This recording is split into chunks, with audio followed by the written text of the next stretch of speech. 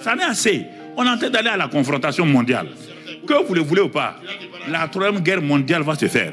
Et le gouvernement mondial est déjà prêt. Nous avons ces secrets-là. Nous savons ce qu'ils font. Ils croient que nous sommes bêtes. Ils croient que les spirituels sont idiots. Ils ne savent pas que nous connaissons ces secrets il y a longtemps.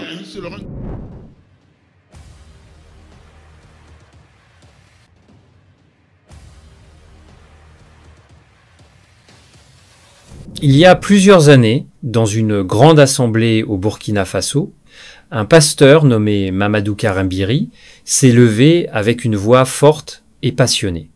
Il regardait les gens dans les yeux et disait, avec beaucoup de conviction, que vous le vouliez ou non, il y aura une guerre mondiale. C'était pas un simple discours pour impressionner.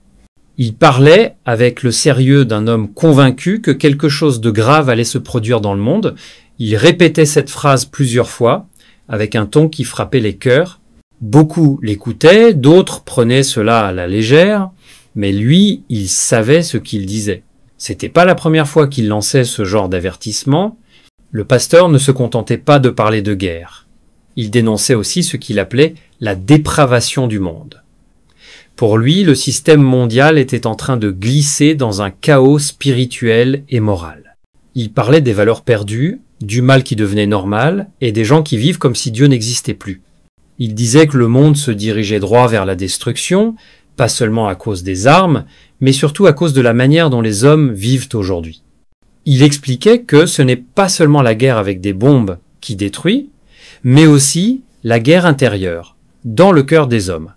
Il appelait chacun à se réveiller, à quitter les habitudes mauvaises, à se séparer de ce système qui fait croire que le mal est bien. Il demandait aux gens de revenir à Dieu avec sincérité, de se détourner des choses qui les éloignent de la vérité. Aujourd'hui, quand on regarde les nouvelles, on comprend mieux ce qu'il voulait dire. Ça n'est assez. On est en train d'aller à la confrontation mondiale. Que vous le voulez ou pas, la troisième guerre mondiale va se faire. Et le gouvernement mondial est déjà prêt. Nous avons ces secrets-là. Nous savons ce qu'ils font. Ils croient que nous sommes bêtes. Ils croient que les spirituels sont idiots. Ils ne savent pas que nous connaissons ces secrets il y a longtemps. On a parlé de Kadhafi ici, personne n'a cru. C'est arrivé. Vous l'avez vu, non? Je vous ai parlé. Quand Kadhafi va disparaître, vous allez avoir des... On a dit aux différents présidents, personne ne croyait. C'est arrivé, non? J'ai dit que les gens vont attraper leurs enfants avec des sodas sur la tête, attraper les enfants, courir, comme c'était en Centrafrique là. Les gens ne croyaient pas. Les gens n'ont pas couru. Je ne vais pas vous dire la troisième chose. Si vous ne vous réveillez pas, si vous n'exercez pas votre autorité là, ce qu'on est en train de prêcher maintenant, il n'y a plus d'espoir pour vous. Continuez à vouloir les bénédictions simplement, les belles voitures, les ceci ou cela, vous allez comprendre votre douleur. On est à une confrontation. Personne ne peut l'empêcher. Aucun président de ce monde-là ne peut empêcher. Tous les présidents sont engagés dans un mouvement ésotérique mondial. Je le dis haut et fort. Aucun président n'est libre. Ils sont tous dirigés. Je n'ai pas dit les noms ici. On dit les noms. La même chose, les médias sont tous contrôlés.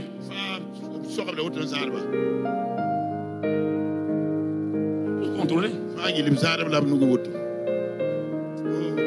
Faut jouer avec ça. Continuez à jouer. Continuez à jouer. Et les fondations, la fondation un tel, la fondation une telle peut nous aider ici. Quelle fondation? Quand on vole ta moralité et ton moral et qu'on te donne de l'argent, ça te sert à quoi? Ça te sert à quoi? Regardez des gens intelligents. Comment un homme intelligent peut dire à quelqu'un qui est né fille de devenir garçon? On dit liberté de faire quoi? Asseyez-vous honnêtement vous-même. Regardez, vous avez eu une fille. Et on lui dit qu'elle peut devenir garçon sans la permission de son père. Et vous dites que c'est normal. C'est la liberté. Quelque chose ne va pas en vous. Quelque chose ne va pas en vous. Vous allez dénaturer l'enfant. Si elle est née fille là, ses hormones, tout va dans ce sens. Si vous la transformez en garçon, mais vous créez un monstre. Ils veulent créer un monstre dans ce monde-là. L'intelligence artificielle qu'on ne peut pas contrôler et qui contrôle l'homme. Vous allez voir la conséquence. J'espère que c'est enregistré. Hein. Il y a des choses que je vous ai dit il y a longtemps, ça s'est passé. Un homme intelligent invente intelligence artificielle. Il ne peut plus la contrôler.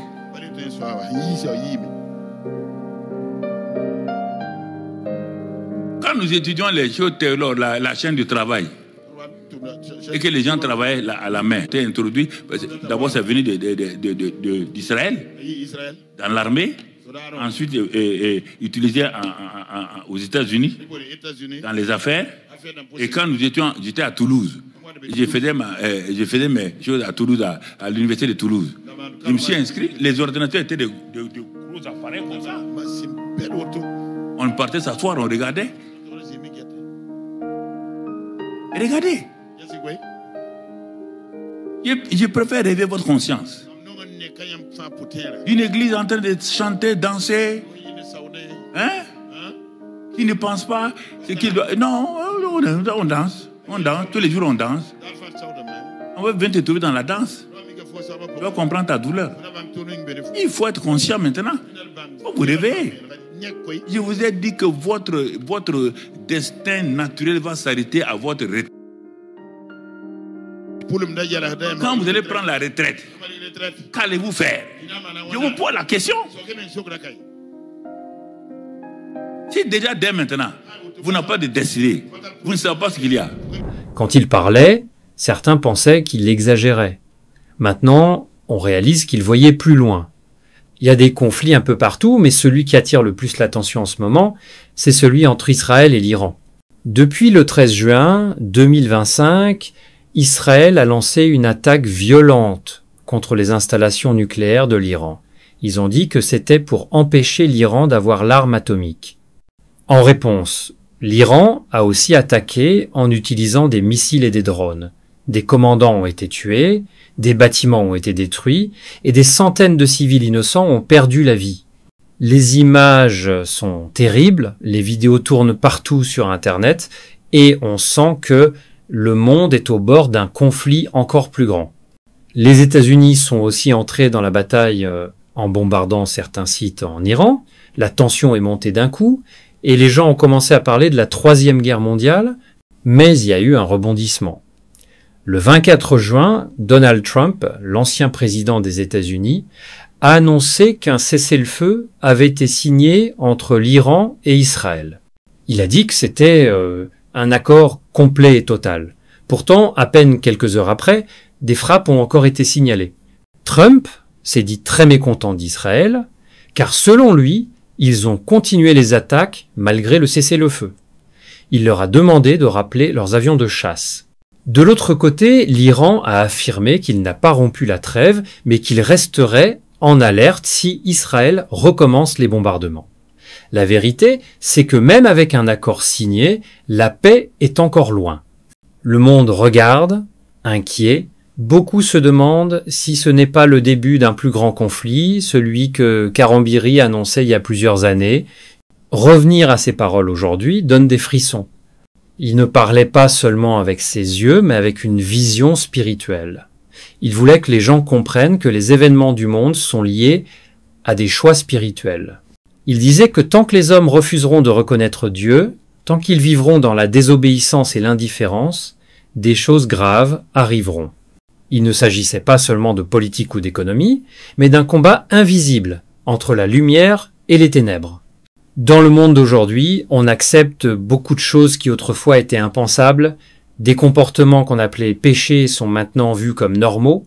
La violence, le mensonge, la haine, la corruption, tout cela se répand.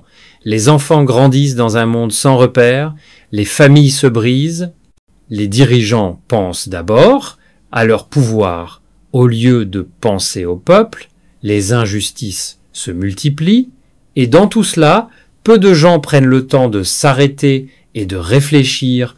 C'est ce silence ce manque de prise de conscience que Karambiri dénonçait. Ce que nous voyons aujourd'hui, dans le conflit entre Israël et l'Iran, n'est pas seulement un combat pour la terre ou pour le pouvoir. C'est aussi le reflet d'un monde en crise. Un monde qui a oublié Dieu, qui pense pouvoir tout contrôler sans lui, et pourtant, la réalité nous rappelle notre fragilité. En quelques jours, tout peut basculer. Des vies peuvent être perdues. Des pays peuvent tomber dans le chaos. Et les conséquences vont bien au-delà des frontières. Ce qui se passe là, nous concerne tous. Le message du pasteur Karambiri était donc plus qu'un avertissement, c'était un appel à changer.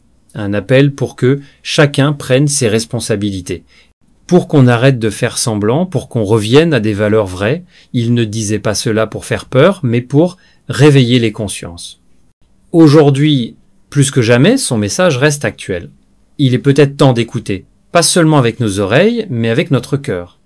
Et si finalement, la plus grande guerre n'était pas celle entre les pays, mais celle que chacun mène à l'intérieur de lui-même, une guerre entre le bien et le mal, entre la vérité et le mensonge, entre la foi et l'indifférence. Peut-être que si chacun gagne cette bataille personnelle, le monde entier peut encore changer.